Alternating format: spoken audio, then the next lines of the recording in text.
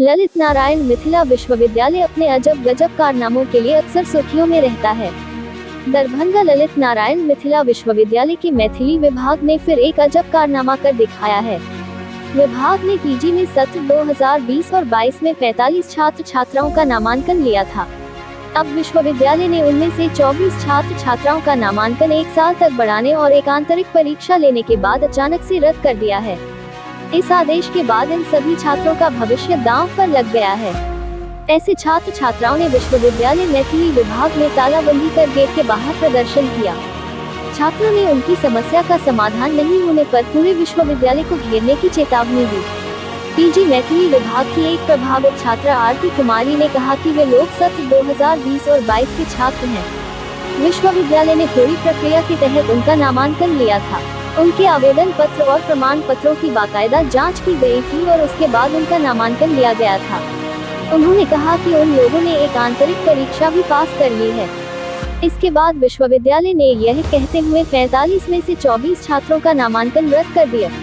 इनका BA honours में मैथिली विषय नहीं था। छात्रा ने कहा कि राजभवन के नए नियमों के अनुसार स्नातक में बिना मैथिली विषय लिए भी पीजी में नामांकन लिया जा सकता है। इसके बावजूद विश्वविद्यालय नियम को दरकिनार कर उनके खिलाफ कार्रवाई कर रहा है। इसकी वजह से उनका 1 साल बर्बाद हो गया है। इसी को लेकर वे लोग विश्वविद्यालय के मैथिली विभाग का घेराव कर रहे हैं। वहीं एक अन्य छात्र शिवनाथ कुमार चौधरी ने कहा कि 1 साल पहले उनका नामांकन हुआ था और उस समय मैथिली विभाग ने इस पर कोई आपत्ति नहीं की थी। उन्होंने कहा कि राज्यपाल ने जब यह अनुमति दे दी है कि ऑनर्स में मैथिली विषय नहीं होने के बावजूद पीजी में मैथिली में नामांकन हो सकता है, तो फिर विश्वविद्यालय उस नियम को क्यों दरकिनार कर रहा है। उन्होंने कहा कि मैथिली विभाग की इस कार्रवाई के खिलाफ छात्रों ने कुलपति को ज्ञापन दिया है, लेकिन अभी तक उस पर कोई कार्यवाही नहीं हुई है। उन्होंने कहा कि अगर उनकी समस्या का समाधान नहीं होता है तो वह पूरे विश्वविद्यालय का घेराव करेंगे।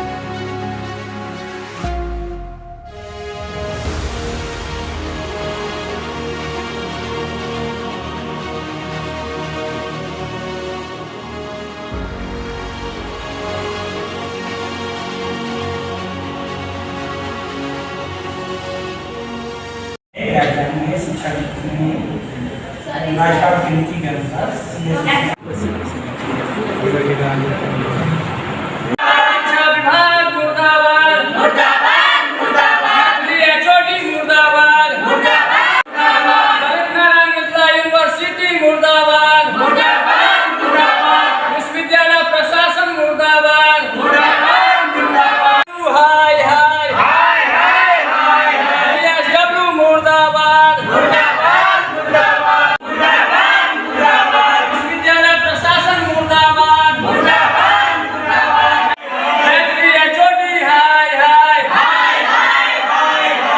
सर, हम लोग मैथिली डिपार्टमेंट में बैठे हुए हैं।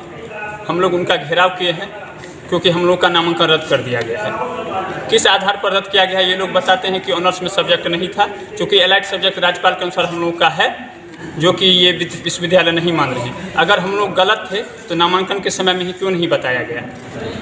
इसकी जानकारी आपको कैसे मिली, कहाँ मिली? इसकी जानकारी अभी 5-6 दिन पहले हम लोग को न्यूज़पेपर के माध्यम से मिली थी। इससे पहले पेपर के आधार पर जब हम लोग को जानकारी मिली तो हमने VC सर को ज्ञापन सौंपा था, पर उक्त मामलों में अभी तक कोई कार्रवाई नहीं हुई। कल हम लोग नहीं होगा तो DSW सर का, VC सर का, पूरे मिथिला यूनिवर्सिटी का घेराव करेंगे। आंदोलन कर रहे हैं। मैथिली विभाग में हम लोग का एडमिशन हुआ है, जिसमें हम लोग का नामांकन रद्द कर दिया गया है। फर्स्ट सेमेस्टर में हम लोग इंटरनल दे चुके हैं, सेकेंड सेमेस्टर में हम लोग का इंटरनल नहीं हुआ है।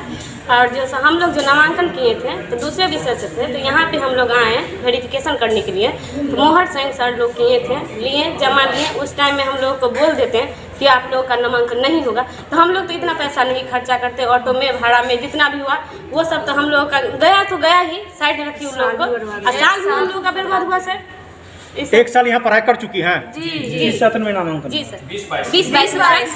तो आप लोग को क्या कहा जा रहा है? अब नामांकन नहीं होगा, रद्द कर दिया गया है। जाइए घर बैठिए, अब जा करके अपना जो करना है करिए।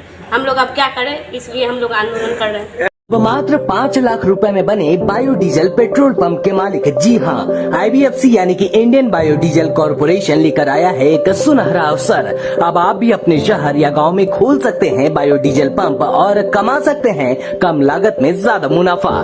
IBFC लेकर आया है सीधे आप तक स्वदेशी ईंधन। सभी डीजल गाड़ियों में इस्तेमाल के लिए बना ये स्वदेशी ईंधन है आम डीजल से 2 रुपए सस्ता, अधिक माइलेज, इंजन की लंबी उम्र के साथ प्रदूषण मुक्त है इसकी खासियत। तो बिना देर किए जुड़िए IBFC के साथ। पंप लगाने या अधिक जानकारी के लिए अभी कॉल या व्हाट्सएप करें 7766 900 701 पर।